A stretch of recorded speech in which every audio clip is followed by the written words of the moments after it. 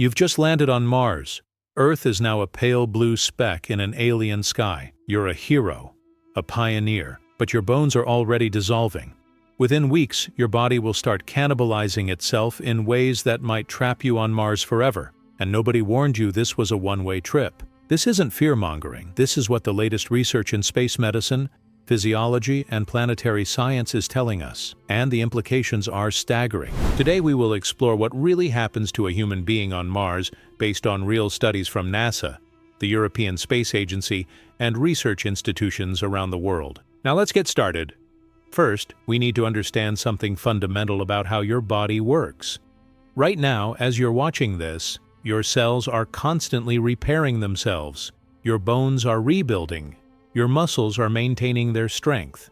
Your cardiovascular system is pumping blood against Earth's gravity. Your immune system is fighting off countless threats. All of this happens automatically, calibrated perfectly for life on Earth. But Mars operates by different rules. The gravity there is only 38% of what we experience here.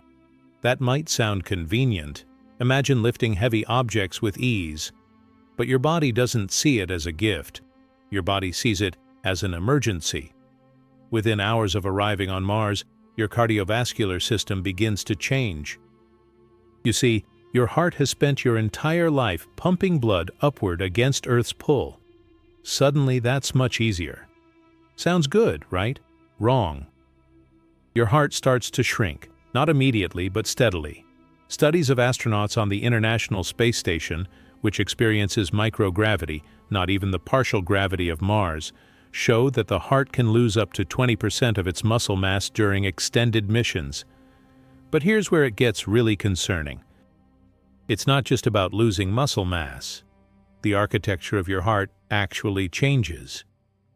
The left ventricle, which does the heavy lifting of pumping oxygenated blood throughout your body, becomes more spherical instead of its normal elongated shape. This isn't just cosmetic. It affects how efficiently your heart can function. Now you might think, okay, but if I exercise regularly, I can prevent this, right? Astronauts on the space station exercise for 2 hours every single day, using specially designed equipment that tries to simulate the effects of gravity. And yet, they still experience significant cardiovascular changes. On Mars, where you'd be dealing with dust storms, limited living space, and 1,000 other challenges, maintaining that exercise regimen becomes exponentially harder. Let's talk about your bones, because this is where things get truly alarming. Your skeleton isn't the solid, unchanging framework you might imagine. It's living tissue, constantly breaking down and rebuilding itself. This process is called bone remodeling, and it happens throughout your entire life. On Earth, gravity provides constant stress to your bones. When you walk, run, or even just stand, you're putting pressure on your skeletal system. This pressure signals your bones to stay strong. Cells called osteoblasts build new bone tissue, while cells called osteoclasts break down old bone. It's a delicate balance that keeps your skeleton healthy. Remove that gravitational stress, and the balance collapses. Your body starts breaking down bone tissue faster than it can rebuild it. Astronauts in microgravity lose about 1 to 2% of their bone density per month. That might not sound like much, but let's do the math. A mission to Mars takes about 7 months each way. If you stay on Mars for 18 months, the minimum time you'd need to wait for Earth and Mars to align properly for a return journey, you're looking at 32 months total mission time. At 1% bone loss per month, that's 32% of your bone density gone. At 2%, you're looking at losing more than half your bone mass. Now, Mars has some gravity, so the loss might be slower than in complete microgravity. But even if we're conservative and say you only lose half as much, you're still talking about losing 15 to 30% of your skeletal strength. Let me put that in perspective. Osteoporosis, the bone disease that affects many elderly people, is diagnosed when you've lost 25 to 30% of your bone density. People with osteoporosis suffer fractures from minor falls. Their bones become brittle. and weak. Now imagine trying to return to Earth's full gravity with bones that fragile. The journey back from Mars would be brutal on your weakened skeleton. During re-entry and landing, astronauts experience forces several times Earth's normal gravity, what we call G-forces. Your compromised bones might simply snap under that stress. Even if you survive the landing, readjusting to Earth's gravity after years on Mars could leave you bedridden, unable to support your own weight. But it gets worse. Recent studies have shown that bone loss in space isn't uniform. Weight-bearing bones, your hips, spine, and legs, lose density faster than others. Your spine in particular takes a massive hit. Astronauts returning from 6-month stays on the International Space Station have experienced disc herniation, chronic back pain, and vertebral problems that persist for years. Now imagine that damage multiplied. Imagine your vertebrae becoming so fragile that they compress under Earth's gravity, pinching nerves, causing chronic pain. Some researchers believe that beyond a certain threshold of bone loss, the damage becomes permanent. Your body simply cannot rebuild what it lost, no matter how much calcium you consume or how much you exercise. There's another aspect of bone loss that doesn't get discussed enough: calcium. When your bones break down, they release calcium into your bloodstream. Normally, your kidneys filter out excess calcium, but in the reduced gravity environment, your kidneys don't function as efficiently. Calcium starts accumulating in your soft tissues. Kidney stones become a serious risk, and let me tell you, having a kidney stone on Mars millions of kilometers from proper medical care would be excruciating and potentially fatal. But we're not done with the skeletal system yet. Your bone marrow, housed inside your bones, produces your blood cells. Red blood cells carry oxygen. White blood cells fight infection. Platelets help your blood clot. As your bones deteriorate, so does your bone marrow's ability to produce these essential cells. Studies of long-duration astronauts show decreased red blood cell production, leading to a condition called space anemia. Your body literally becomes less capable of oxygenating itself. Now let's shift to your muscular system, because muscles and bones work together, and what affects one affects the other. In reduced gravity, your muscles don't have to work as hard. That sounds relaxing, but your body is ruthlessly efficient. If you don't need muscle, your body gets rid of it. Astronauts can lose up to 20% of their muscle mass in just 5 to 11 days in microgravity. Again, Mars has some gravity, about 3/8 of Earth's, so the loss would be slower. But over months and years it adds up. Your leg muscles, which on Earth constantly fight gravity to keep you upright, would atrophy significantly. Your core muscles, essential for posture and balance, would weaken. Even your heart, as we discussed, is a muscle that shrinks in response to reduced workload. Exercise can slow this process, but it cannot stop it. And here's the cruel paradox. As your muscles weaken, exercising becomes harder. As exercising becomes harder, you do less of it.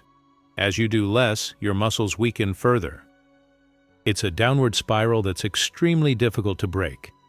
Let's talk about something that might surprise you: your eyes. Recent research has uncovered a condition called Spaceflight-Associated Neuroocular Syndrome, or SANS. Astronauts on long-duration missions have reported vision problems, blurriness, difficulty focusing, changes in their eyeball shape. Some of these changes persist even after returning to Earth. What's happening is this. In reduced gravity, fluids in your body shift upward. On Earth, gravity pulls fluid down toward your feet, which is why your feet might swell after standing all day. In space or on Mars, that fluid redistributes. More fluid accumulates in your upper body and head. This increased fluid pressure affects your optic nerve and the shape of your eyeball, leading to vision changes. For some astronauts, this is temporary. For others, it's permanent. Imagine going to Mars with perfect 20/20 vision and returning with permanent visual impairment. Now imagine that happening when you're trying to pilot a spacecraft through re-entry or perform critical tasks during landing. The risks multiply exponentially. Your brain itself undergoes changes too, MRI scans of astronauts before and after long missions show that their brains actually shift position inside their skulls due to fluid redistribution. The spaces around the brain that normally contain cerebrospinal fluid shrink. Some areas of the brain show increased volume, while others decrease. We're still trying to understand what these changes mean for cognitive function, but early research suggests they could affect memory, coordination, and decision-making. There's also the psychological dimension, which is just as real as the physical changes. Isolation, confinement, separation from Earth, the constant stress of living in a hostile environment. These take a toll. Astronauts on the International Space Station can look out the window and see Earth. They're only 90 minutes away from home in an emergency. They can communicate with loved ones in real time. On Mars, Earth is a pale dot in the sky. Communication has a delay of anywhere from 8 to 48 minutes, depending on orbital positions. You can't have a conversation. You exchange recorded messages. Video calls with family become asynchronous exchanges. That birthday party? You'll see the video 20 minutes after it happened. That emergency back home? You'll hear about it long after the moment has passed. The psychological research on isolation is clear. Humans need social connection. We need to feel part of a community. Extended isolation leads to depression, anxiety, cognitive decline, and in extreme cases, complete psychological breakdown. Astronauts are screened carefully and trained extensively, but there's a limit to what training can prepare you for. Imagine spending 2 years on Mars. The same few people every single day, the same cramped habitat, the same recycled air, the same freeze-dried food, the same rusty landscape outside your window. No forests, no oceans, no birds singing, no rain falling, just dust and rock and silence. Some researchers studying Antarctic research stations, the closest analog we have to Mars isolation, have documented something they call the third quarter phenomenon. About 3/4 of the way through a long isolation period, people hit a psychological wall. Motivation plummets, irritability spikes, sleep disturbances increase, team cohesion fractures, and that's on Earth where rescue is theoretically possible and the environment outside, while harsh, is still breathable. On Mars, there's no rescue. There's no early extraction if things go wrong. You're committed for the full duration. And if psychological problems develop, they compound every other challenge you're facing. Depression affects your willingness to exercise, accelerating muscle and bone loss. Anxiety impairs decision-making, increasing the risk of fatal mistakes. Interpersonal conflicts in a small crew can destroy the cooperation essential for survival. Now let's discuss something that might be the biggest showstopper of all: radiation. This is where Mars reveals itself as truly hostile to human life. On Earth, we're protected by two invisible shields: our atmosphere and our magnetic field. Earth's atmosphere is thick enough to absorb most harmful radiation from space. Our planet's magnetic field deflects charged particles from the Sun, creating the Van Allen radiation belts that trap dangerous particles before they reach the surface. Mars has neither of these protections. Its atmosphere is less than 1% the density of Earth's. It's so thin that it might as well not exist for radiation protection purposes. And Mars lost its magnetic field billions of years ago, leaving the surface completely exposed to cosmic radiation. There are two main types of radiation you'd face on Mars. First, there's solar radiation, energetic particles emitted by the Sun. During normal conditions, this is bad enough. But the Sun occasionally erupts with solar flares and coronal mass ejections that send massive waves of radiation through space. On Earth, we're protected. On Mars, you'd need to take shelter in a heavily shielded structure or risk lethal exposure. The second type is galactic cosmic rays, high-energy particles from outside our solar system, produced by exploding stars and other cosmic events. These particles are so energetic that they can penetrate several meters of solid material. Building shielding thick enough to stop them would require enormous amounts of mass, tons of regolith piled on top of habitats, or underground facilities carved into bedrock. Here's what radiation does to your body. It damages DNA. Your cells have repair mechanisms, but they're not perfect. Some damage slips through, and when damaged cells divide, they can become cancerous. The more radiation exposure, the higher your cancer risk. Astronauts on a Mars mission would receive radiation doses hundreds of times higher than what's considered safe on Earth. NASA has conducted studies estimating cancer risk for Mars missions. The numbers are sobering. A round-trip Mars mission could increase an astronaut's lifetime cancer risk by anywhere from 5 to 20%, depending on solar activity and mission duration. That means if you go to Mars, you might have a 1 in 5 additional chance of developing fatal cancer compared to if you'd stayed on Earth. But cancer develops slowly over years or decades. There's a more immediate danger, acute radiation syndrome. During a major solar event, if you're caught outside or in inadequate shelter, you could receive a dose high enough to cause radiation sickness within hours. Nausea, vomiting, bleeding, immune system collapse. Severe cases are fatal, and there's no real treatment available beyond supportive care. Even if you avoid acute exposure, chronic radiation has other effects. It damages your central nervous system, potentially causing cognitive impairment.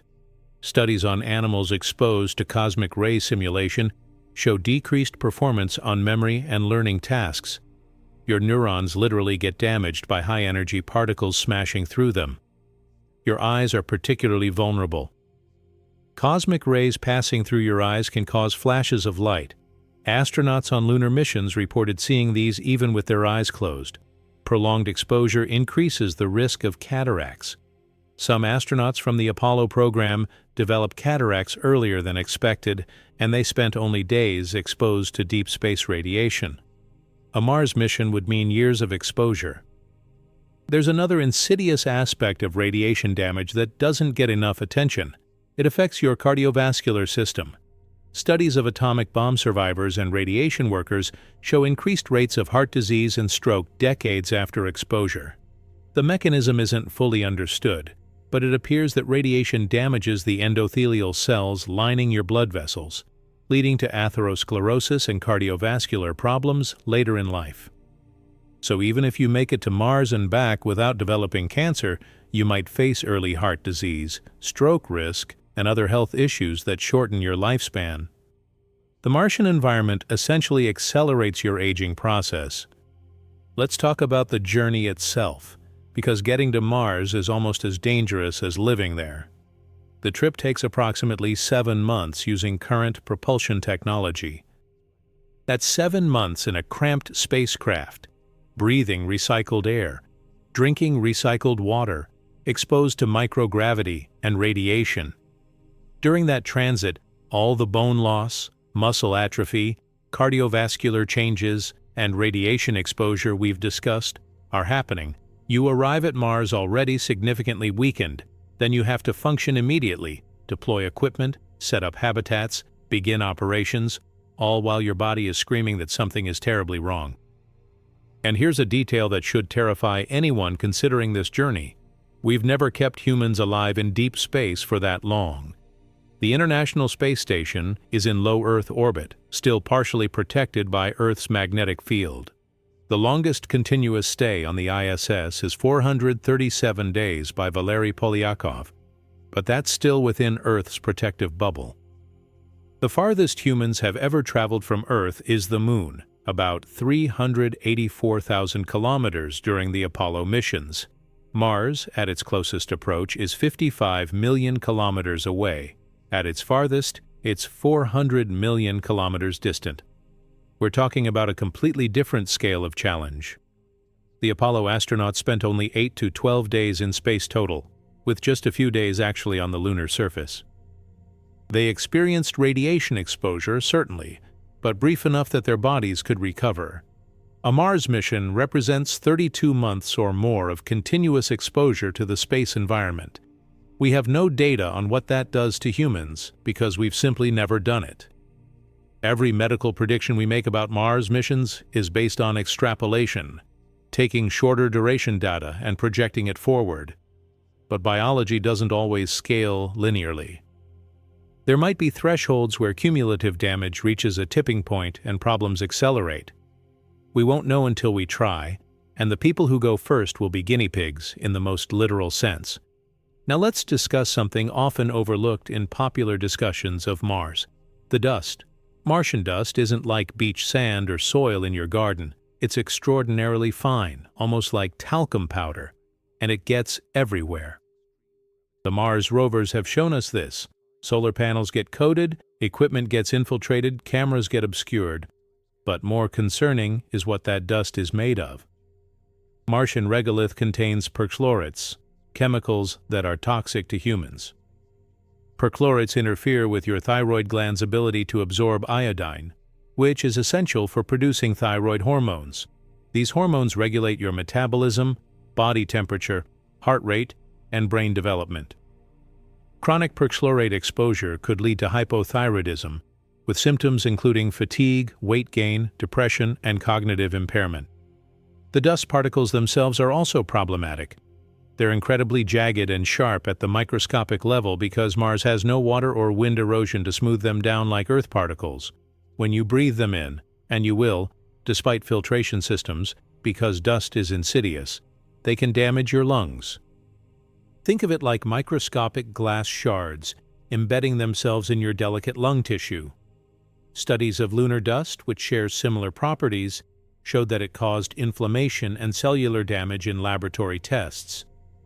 Astronauts on Apollo missions reported that moon dust smelled like gunpowder and caused sneezing and respiratory irritation even after brief exposure. Mars dust would present similar or worse problems, and you'd be dealing with it not for days, but for years. The dust also carries an electrostatic charge due to solar radiation and the dry atmosphere. It clings to everything: your suit, your equipment, your habitat walls. Bringing it inside becomes nearly impossible to avoid completely. Every time an airlock cycles, some dust enters. Over months and years, it accumulates. You'd be living in an environment with constant low-level dust exposure, slowly damaging your respiratory system. There's also the perchlorate issue in the water and soil. If you're trying to grow food on Mars, and you'd have to, since bringing all food from Earth would be prohibitively expensive, you need to use Martian resources. The soil contains perchlorates. The water ice, when melted, contains perchlorates. Removing them requires extensive processing, adding complexity, energy requirements, and failure points to your life support systems. Let's examine the food situation more closely, because it illustrates a broader problem with Mars colonization. On Earth, if your crops fail, you can buy food from elsewhere. On Mars, if your greenhouse fails, you starve. There's no backup. There's no grocery store. The next resupply ship won't arrive for 26 months, and that's only if the launch window aligns and nothing goes wrong. Growing food in Martian gravity presents challenges we haven't fully studied. Plants evolved in Earth's gravity. We know from space station experiments that some plants grow differently in microgravity. Their roots don't know which way is down, water distribution in soil behaves oddly, and pollination becomes problematic without gravity and natural pollinators. Mars has partial gravity, so plants might grow more normally than in zero gravity, but we don't actually know. We've never tried growing crops in 3/8 Earth gravity for extended periods. What if key food crops simply don't thrive? What if yields are reduced by 50%, meaning you need twice the greenhouse space to feed the same number of people? These aren't abstract questions. They're life or death issues. Then there's the energy problem. On Earth, we take energy for granted. Flip a switch, and lights come on. On Mars, every watt of power must be generated, stored, and managed with extreme care. Solar panels are the most obvious choice, but Mars receives only about 43% of the sunlight that Earth gets. During dust storms, which can cover the entire planet for weeks, solar generation drops to nearly zero. The Opportunity rover, which functioned for almost 15 years on Mars, finally died during a global dust storm in 2018 when its solar panels couldn't generate enough power. Now imagine you're a human crew dependent on solar power for life support, and a dust storm blocks out the sun for 2 months. Your batteries drain, your heating fails, your oxygen generation stops. You die in the dark, frozen and suffocating. Nuclear power is the alternative. Radioisotope thermoelectric generators, RTGs, like those powering the Curiosity and Perseverance rovers, could provide consistent power regardless of weather. But they're expensive, complex, require rare materials like plutonium-238, and have limited lifespans. Scaling up RTG technology to power an entire human habitat would require enormous resources and regulatory hurdles. There's also the water issue, which deserves deeper exploration. Mars has water, frozen at the poles and underground, but accessing it is difficult. You'd need to either transport ice from significant distances or drill into the ground, both of which require energy and equipment that can fail. Once you have ice, you must melt it, which requires heat and energy.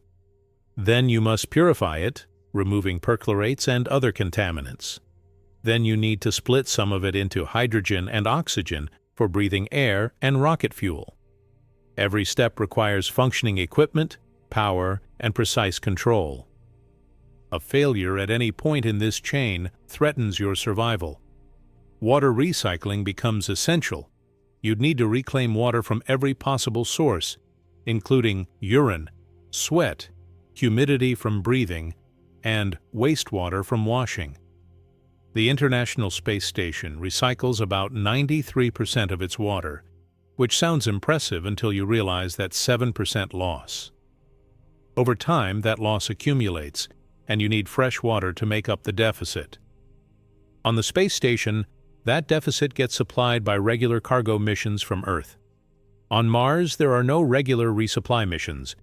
You'd need to continuously extract and process new water from Martian sources, meaning your water mining and purification systems can never fail. Not for a day, not for an hour, because humans die of dehydration in just 3 to 4 days. Let's talk about medical care, because this is where the isolation of Mars becomes genuinely terrifying. Imagine you develop appendicitis, a relatively common condition where your appendix becomes inflamed and must be removed. On Earth, this is routine surgery. People recover in a few days, but on Mars, you're looking at a medical emergency with limited options. Who performs the surgery? Astronauts receive basic medical training, and presumably a Mars crew would include someone with more advanced medical skills, but we're not talking about a fully trained surgeon with years of experience. We're talking about someone who's also the geologist, or the engineer, or the botanist, trying to perform surgery in reduced gravity with limited equipment. The surgical tools would be simplified versions of what hospitals use on Earth. Anesthesia would be limited. If complications arise, unexpected bleeding, an undiagnosed condition, an allergic reaction, there's no specialist to call, no emergency room to rush to, no blood bank if you need a transfusion. Your survival depends on whether your crew medic can handle the situation with whatever supplies are available, and that's for a relatively simple condition. What about a heart attack, a stroke, a traumatic injury from equipment failure, a psychological break requiring sedation? Each of these scenarios could be fatal simply because the level of medical care available is centuries behind what we consider standard on Earth. There's also the issue of medications. They have shelf lives, especially in the radiation environment of space. Some drugs degrade faster than others. You'd need a pharmacy of medications to cover potential health issues, but you can't possibly bring everything. Pharmaceutical companies spend billions developing drugs that remain stable and effective.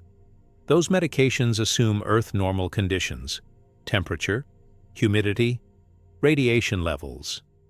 On Mars, we don't fully know how drug stability would be affected.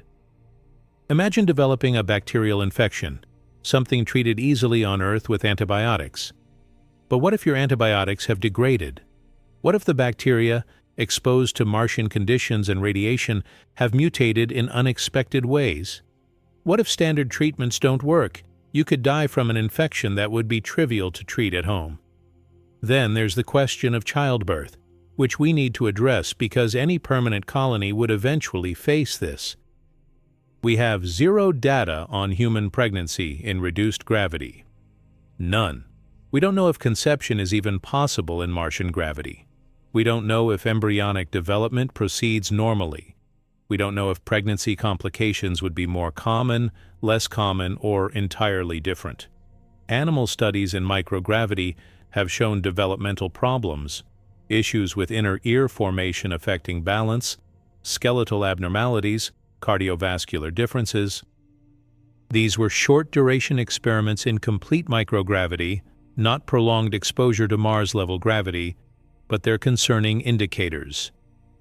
If a woman on Mars became pregnant, she'd be embarking on an experiment with a sample size of 1. There would be no precedent, no established medical protocols, no knowledge base to draw from. If complications arose, the options would be extremely limited. Pregnancy is already medically complex on Earth, with modern hospitals and specialists. On Mars, it could easily become a death sentence for mother, child, or both. Let's shift to something that might seem mundane, but is actually critical: equipment maintenance. On Earth, when something breaks, you order a replacement part. On Mars, you fix it yourself, or you do without. Every single system in your habitat is a potential point of failure, and you can't carry infinite spare parts. The Mars rovers have taught us valuable lessons about equipment reliability. Spirit got stuck in soft soil and eventually stopped functioning. Opportunity's solar panels got covered in dust. Curiosity experienced wheel damage from sharp rocks. These are robots specifically designed for Mars conditions, maintained by the best engineers on Earth, and they still encountered unexpected problems. Now imagine you're a crew of 6 or 8 people trying to maintain life support systems, power generation, water processing, food production, communications equipment, vehicles, spacesuits, scientific instruments, and your return spacecraft, all while dealing with physical deterioration from low gravity and radiation exposure, psychological stress, and limited sleep. Something will break. Multiple things will break. You'll be in constant repair mode, troubleshooting failures, jury-rigging solutions with whatever materials you have. And eventually, something critical will fail in a way you can't fix. Maybe it's the oxygen generator. Maybe it's the water recycler. Maybe it's the heating system during a dust storm. That failure could mean the difference between survival and death. There's also the return journey to consider, which presents unique challenges. Your spacecraft has been sitting on Mars for 18 months or more, exposed to dust, temperature extremes, and radiation.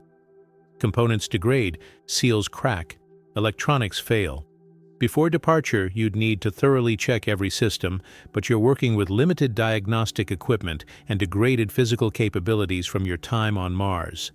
The launch from Mars requires precise timing and execution.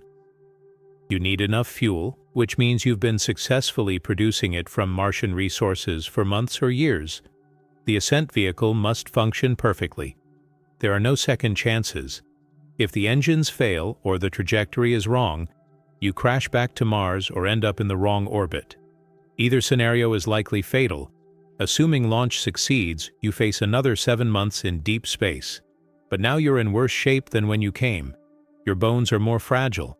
Your muscles are weaker. Your cardiovascular system is more compromised. You've accumulated years of radiation damage. The psychological toll of leaving Mars, your home for years, and facing another 7 months in a cramped spacecraft could be devastating. During that return voyage, you're not getting healthier. You're continuing to deteriorate. Zero gravity on the spacecraft means your bones keep losing density. Your muscles keep atrophying. Your eyes keep changing shape.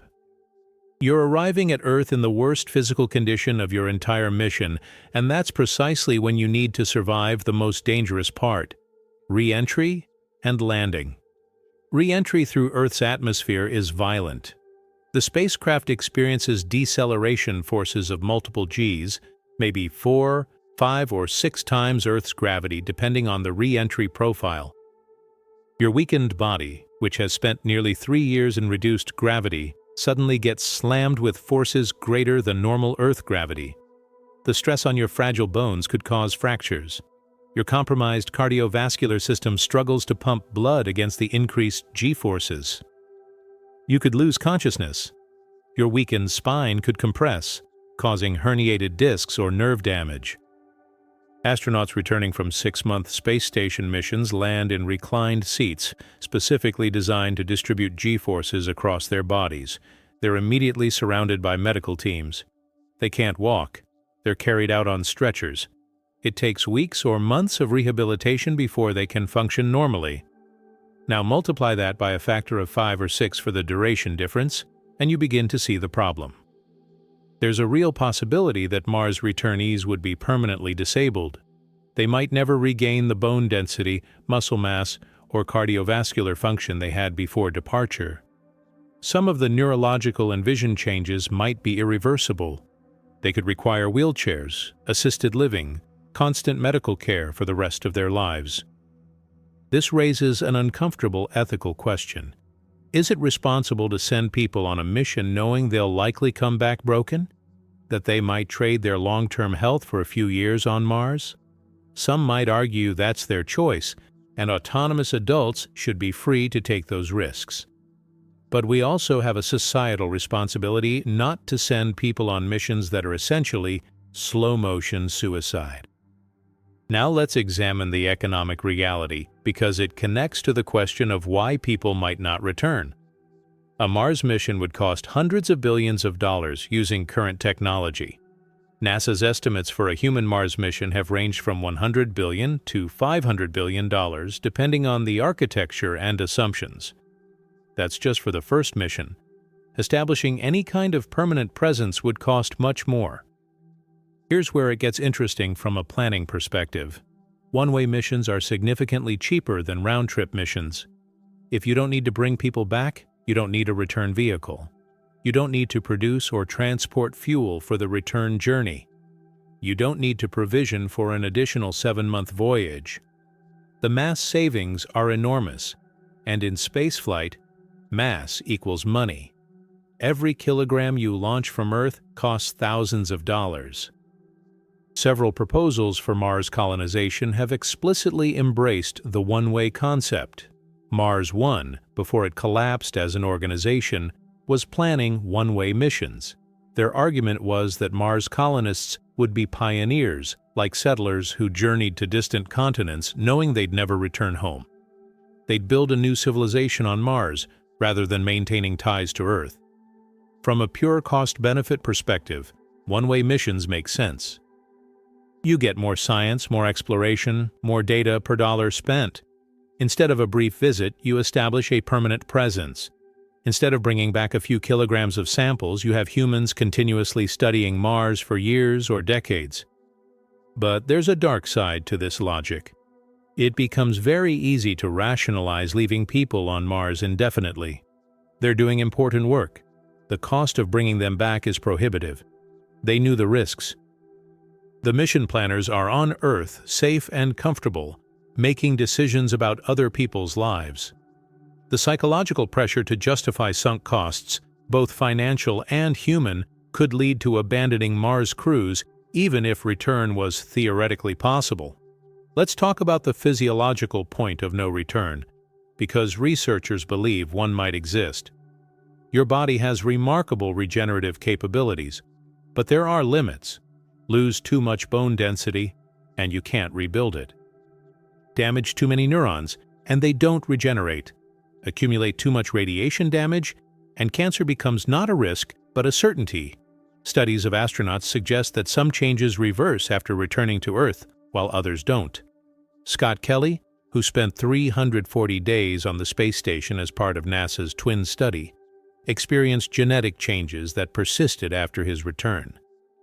His telomeres, protective caps on chromosomes, lengthened in space but then rapidly shortened after landing, potentially accelerating aging.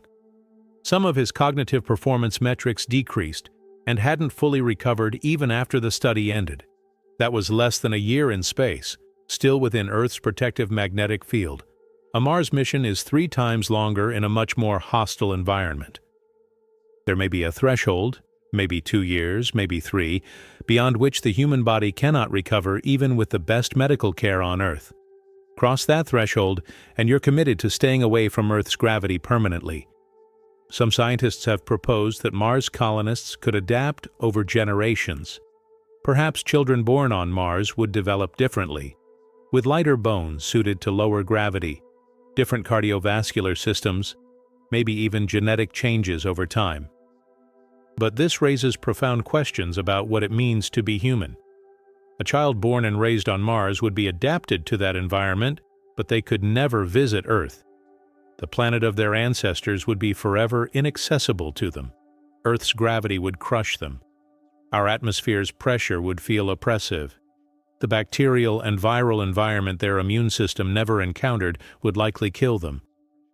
They would be Martian, not Earthling, and Earth would be as alien to them as Mars is to us. This creates a biological divergence that's unprecedented in human history. Yes, humans have adapted to different environments on Earth. High-altitude populations developed larger lung capacity. Arctic peoples adapted to extreme cold. Equatorial populations developed protection against intense sun. But we're all still the same species. We can all live anywhere on Earth with appropriate clothing and shelter. A Martian-born human couldn't live on Earth even with technological assistance. Over many generations, this could lead to speciation, the emergence of a distinct branch of humanity that can no longer interbreed with Earth humans. We'd have Homo sapiens terrestris and Homo sapiens martialis, two branches of humanity separated not by oceans or continents, but by millions of kilometers of space and fundamentally incompatible biology. That's a sobering thought. The first permanent Mars colonists wouldn't just be leaving Earth. They'd be starting a separate evolutionary path for their descendants. It's no longer just exploration or colonization. It's the bifurcation of our species. Let's discuss the atmospheric challenges more deeply, because Mars's atmosphere is hostile in ways beyond just the radiation exposure we've covered. The atmospheric pressure on Mars is about 0.6% of Earth's pressure at sea level.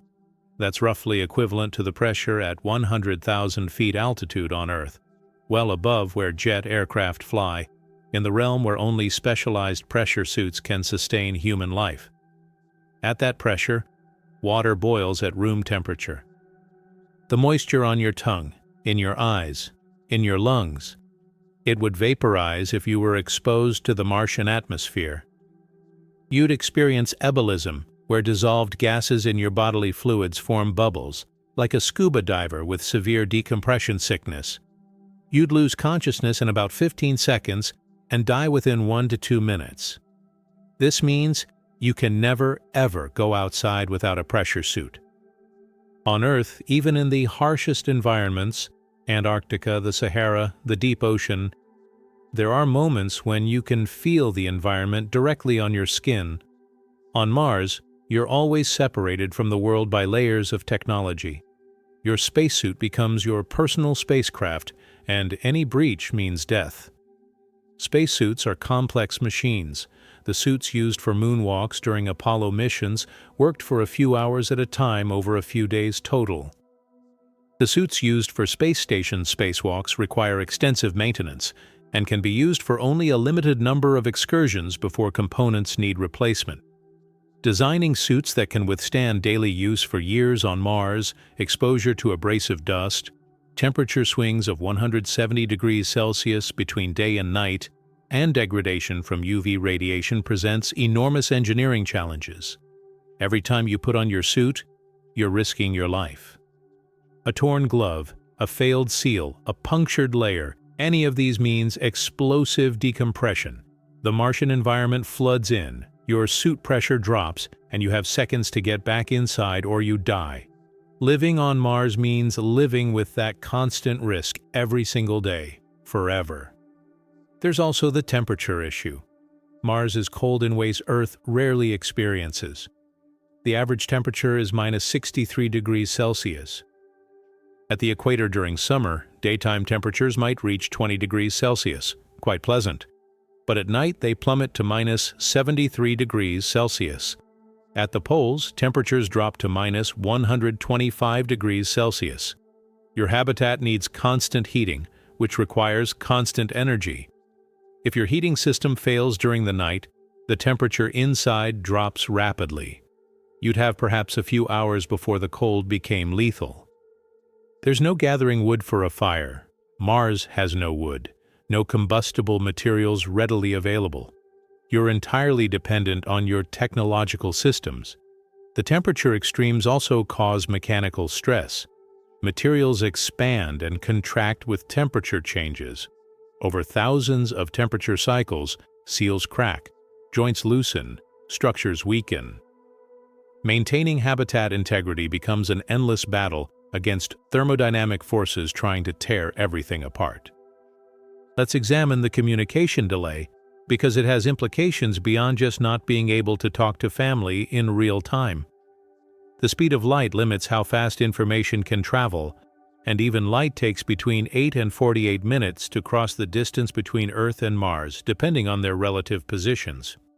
This means no real-time mission control. On Apollo missions, when something went wrong, astronauts could radio Houston and get immediate advice from experts. On Mars, if you encounter an emergency, you send a message to Earth and wait 16 to 96 minutes for a response. By then, the crisis is either resolved or you're dead. Every decision must be made locally by the crew, with whatever expertise and resources they have. This is cognitively exhausting. The weight of knowing that every choice could be life or death, that there's no phone a friend option, that you're truly alone, that psychological burden is immense. The communication delay also means you're always experiencing Earth on a time lag. You watch news that's already old.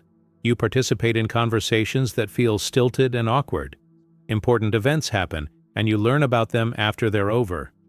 If a loved one dies, you miss the funeral.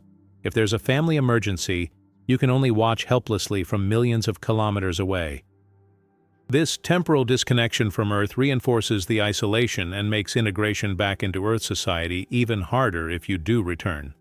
You've been living on Mars time, souls that are 24 hours and 39 minutes long, different from Earth days. Your circadian rhythm adjusts to the Martian day-night cycle. Your frame of reference shifts. Earth becomes increasingly alien. There's a concept in psychology called place attachment, the emotional bond people develop with locations. Astronauts on the space station report developing affection for their orbital home despite its cramped quarters and artificial environment. They miss it after returning to Earth. Now imagine spending years on Mars, not months in orbit. Your habitat becomes home. The Martian landscape becomes familiar. The routines, the people, the environment, they become your normal. Returning to Earth means leaving that home. It means readjusting to a planet that's changed while you were gone. Technology advanced. Culture shifted. Political landscapes transformed. The people you knew aged, moved, changed. You're a time traveler of sorts, jumping 3 years into the future while everyone else experienced that time continuously. Veterans returning from long deployments experience similar disorientation, and we've documented the psychological challenges they face: difficulty reintegrating, feeling disconnected from civilian life, struggling with the loss of purpose and camaraderie. Now multiply that by the orders of magnitude greater separation that Mars represents, and add the physical disabilities that would accompany your return. Who would you be when you got back? Not the person who left. Your body would be broken. Your mind would be changed. Your perspective fundamentally altered. You've stood on another planet and looked back at Earth as a distant point of light. You've experienced existential isolation that no human in history has known. You've lived through challenges and hardships that make extreme Earth environments seem trivial. Reintegration might simply be impossible, not because of physical limitations, but because of psychological and social ones. You might find yourself yearning to return to Mars despite its dangers, because at least there you had purpose, community with people who understood what you'd experienced, and a role that mattered. Let me share something we've learned from studying extreme environment psychology. Researchers have interviewed people who've spent extended periods in Antarctica, in submarines, on oil rigs, isolated environments requiring specialized expertise. Many report that the hardest part isn't the isolation itself, but the return to normal society. They find themselves unable to relate to everyday concerns. Traffic jams seem absurd. Office politics feel trivial. They've experienced something so intense, so transformative, that ordinary life feels hollow. Mars returnees would experience this exponentially magnified.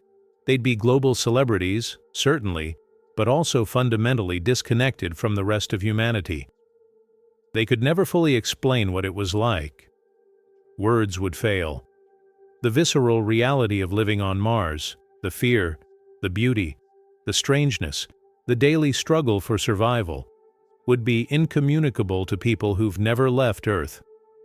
Now let's talk about something often ignored in Mars discussions, the microbiome.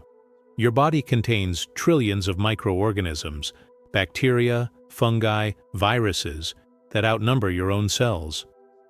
These organisms aren't passengers, they're essential partners.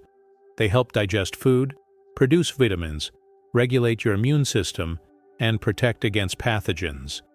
Your microbiome is in constant dialogue with your environment, adapting to what you eat, where you live, and who you interact with. On Mars, your microbial ecosystem would change dramatically. You'd be in a sealed environment with a limited number of people eating processed or cultivated food very different from Earth's variety. Your microbiome would shift, losing diversity as species dependent on specific environmental conditions die off. Research on Antarctic station crews and submarine personnel shows microbiome changes during isolation, with decreased diversity and altered ratios of bacterial species. Some of these changes are associated with immune dysfunction, digestive problems, and even mood disorders. Your gut bacteria produce neurotransmitters that affect your brain: serotonin, dopamine, GABA. Changes in your microbiome can literally change your mental state. If you return to Earth, your depleted microbiome would suddenly encounter the full diversity of Earth's microbial world. Your immune system, which has been essentially idling on Mars without exposure to new pathogens, would be overwhelmed. You might experience severe infections from organisms that wouldn't bother a normal person. You'd be immunologically naive, like an isolated population first contacted by the outside world. History teaches us what happens in these situations. When European explorers reached isolated island populations, diseases decimated communities that had no immunity.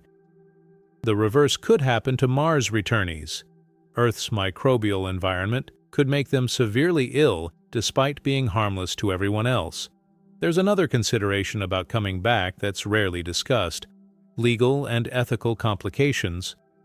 Who owns what you discovered on Mars? Who has jurisdiction over crimes committed there? What's your citizenship status if you've been gone for years? These might seem like abstract legal questions, but they have real implications. If you discovered valuable mineral deposits on Mars, do you own them? Does your sponsoring nation? Does all of humanity? The Outer Space Treaty of 1967 states that no nation can claim sovereignty over celestial bodies, but it's vague about private property and resource extraction. As Mars becomes economically relevant, these legal ambiguities could trap returnees in jurisdictional nightmares. What if someone commits a crime on Mars? Assault, theft, even murder. Who prosecutes? Under whose laws? What court has jurisdiction? If you return to Earth, can you be tried for actions committed on Mars? The legal frameworks simply don't exist yet, and the first Mars crews would be operating in unprecedented legal territory. There's also the question of what you do after returning.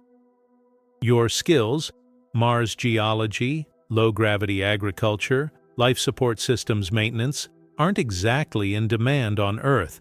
You're overqualified for some things, underqualified for others, and your experience is so specialized that few organizations could utilize it. You'd be famous but potentially unemployable in traditional careers. Some returnees might work for space agencies, helping plan future missions. Some might do speaking tours, write books, consult on Mars colonization efforts. But there are only so many of those opportunities. Most would face the challenge of finding meaningful work that could compare to the significance of what they'd accomplished. Let's discuss the economic forces that might actively prevent return. Imagine a scenario where private corporations fund Mars missions. SpaceX, Blue Origin, or some future company invests hundreds of billions in establishing a Mars base. Their business model depends on return on investment, mining resources, conducting proprietary research, establishing patents for Mars-specific technologies. From a corporate perspective, trained Mars personnel are incredibly valuable assets. Each person represents millions of dollars in training, transportation costs, and accumulated experience. Bringing them back to Earth means losing that investment. Replacing them means spending millions more to train and transport new people. The financial incentive is clear. Keep experienced people on Mars as long as possible. Extend contracts, offer bonuses for staying, make return economically or contractually difficult.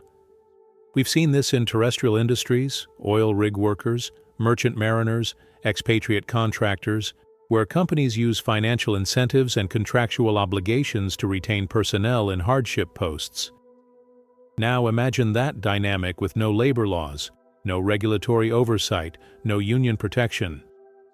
Mars is beyond any nation's jurisdiction. Corporate entities operating there might face minimal accountability for how they treat workers.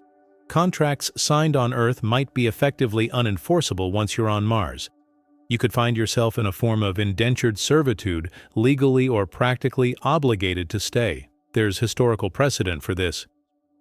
Company towns in mining and logging industries created situations where workers became dependent on their employers for housing, food, and supplies.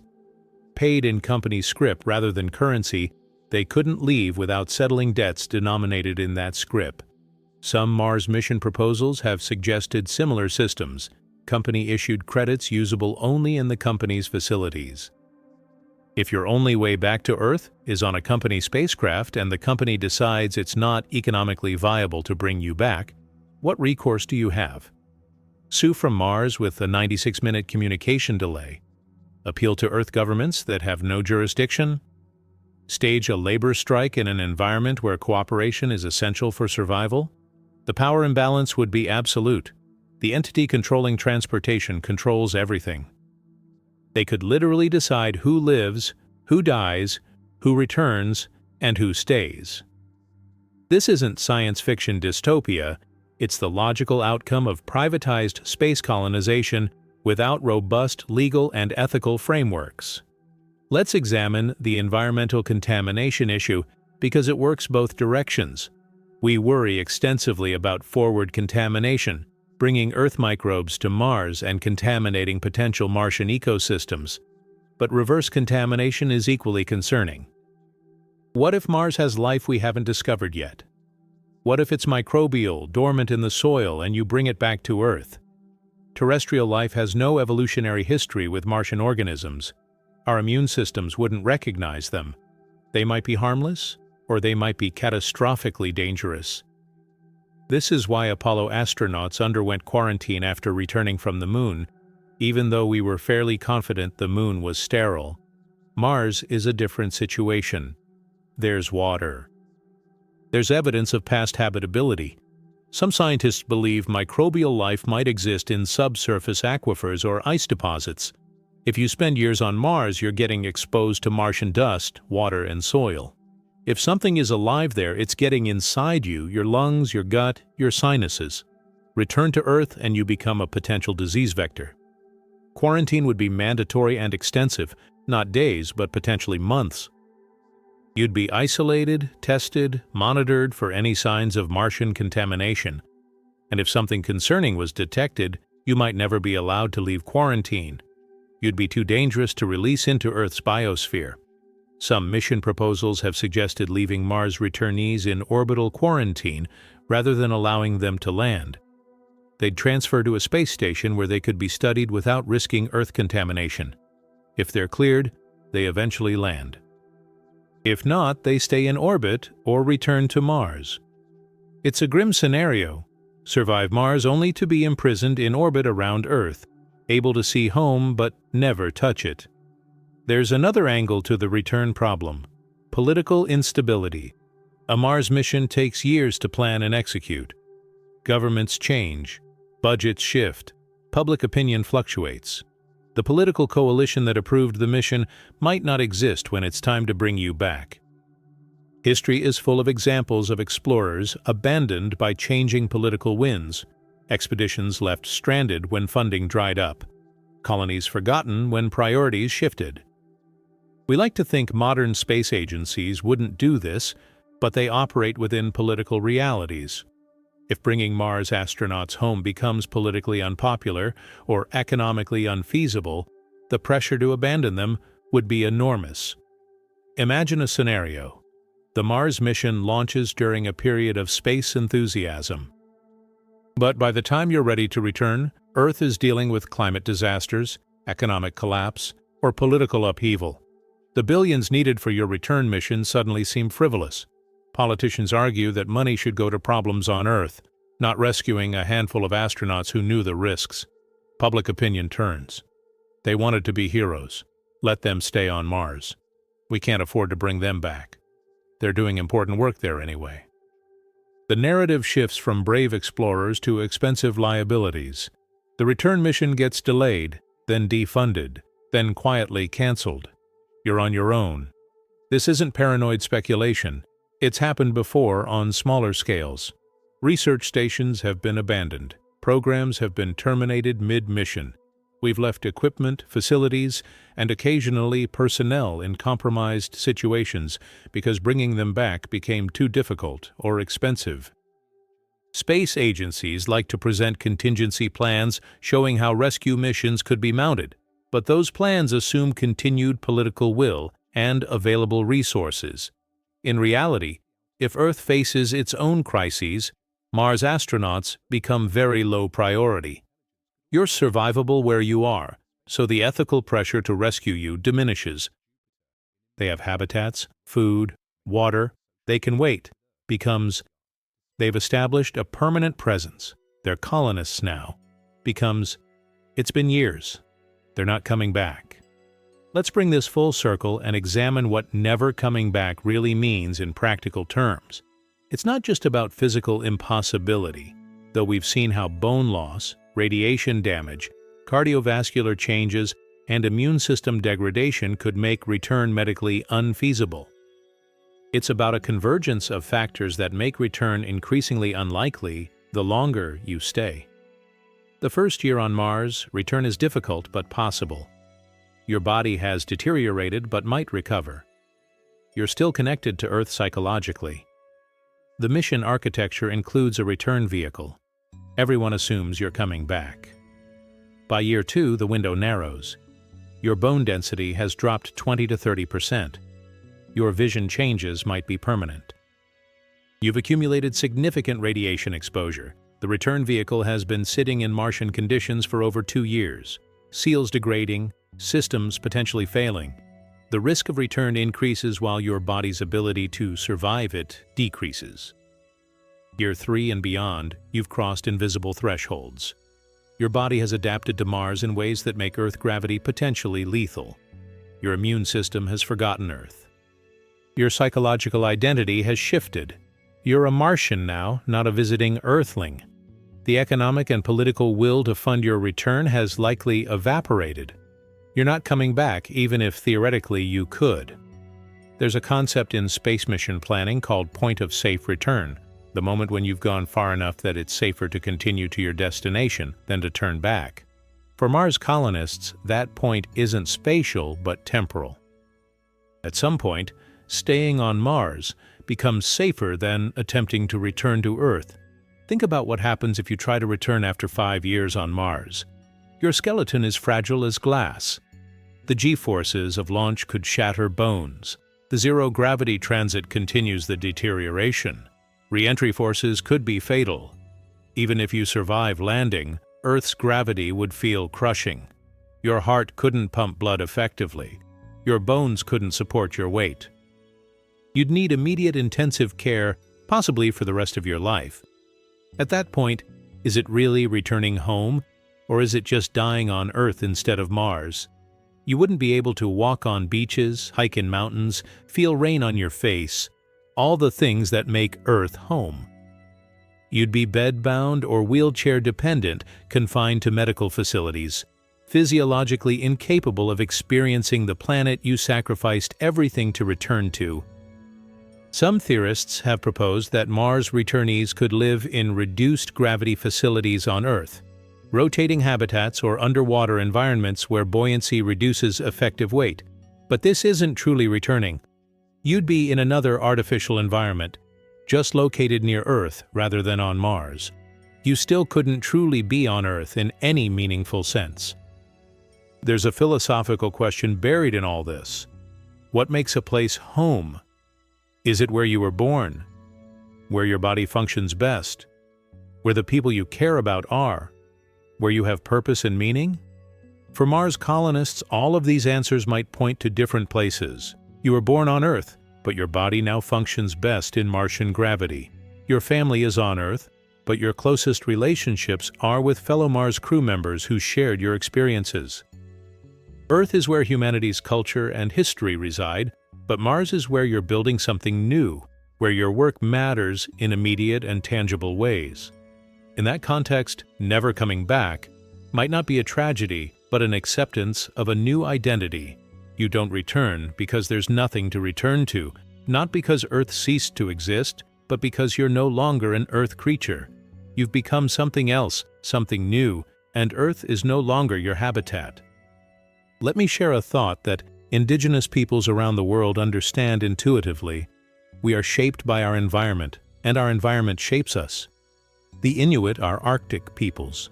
The Bedouin are desert peoples. The Polynesian navigators are ocean peoples. Their cultures, bodies, and identities are inseparable from their environments. Forcing them into alien environments causes profound suffering, even when those environments seem objectively better. Mars colonists would become Mars peoples. Their children would be Martian in ways that transcend nationality or origin. Trying to bring them back to Earth would be like forcing the Inuit to live in the Amazon.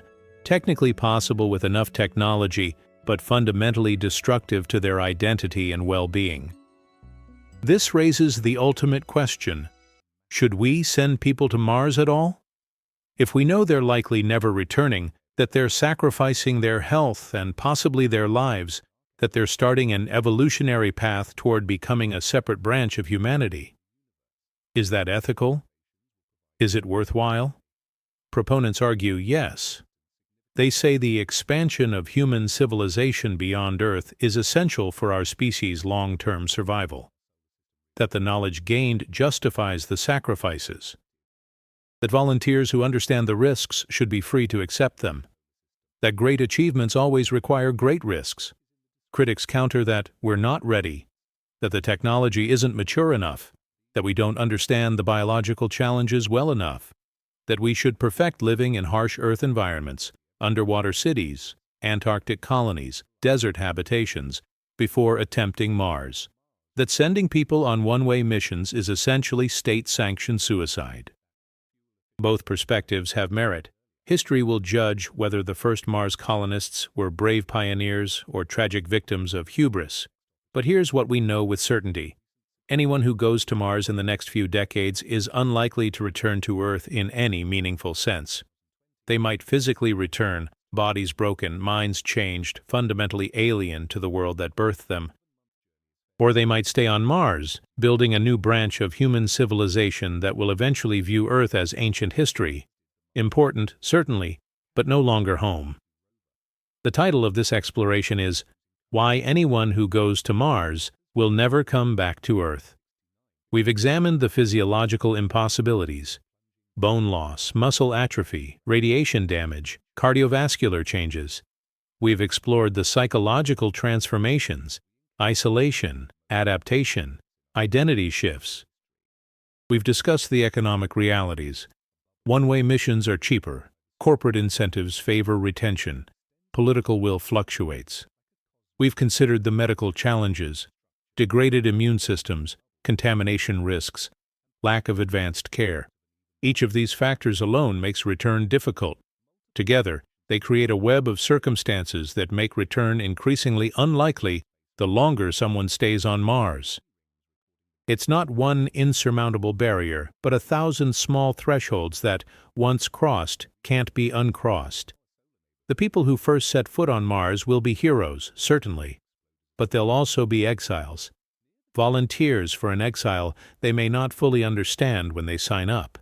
They'll build something extraordinary, a human presence on another world, but they'll pay for it with their bodies, their health, and their connection to the planet that made them.